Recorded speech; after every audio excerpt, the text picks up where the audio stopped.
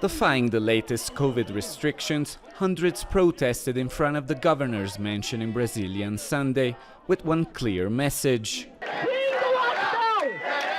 End the lockdown, Governor. We want to work. Listen to the voice of the people. We want to work. We want to work. They're angry at the latest lockdown imposed on the city to stem a rising wave of infections that left hospitals on the verge of collapse. The current restrictions mean only essential services will be allowed for the next 2 weeks.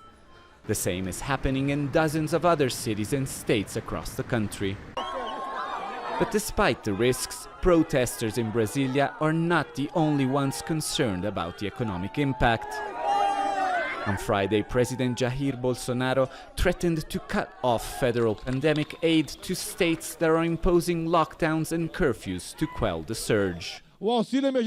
Emergency aid will come for a few more months, and from now on, governors who close down their states and governors who destroy jobs will have to provide for their own emergency aid.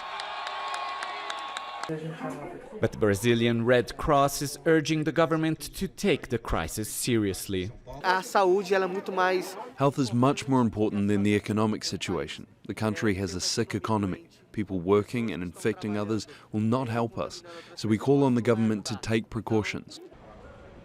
A vaccination campaign is underway, but delays in deliveries have at times slowed down the rollout to a trickle. On Saturday, 2 new batches of ingredients to produce the Chinese Sinovac vaccine in Brazil landed in Rio, renewing hope to jumpstart the campaign.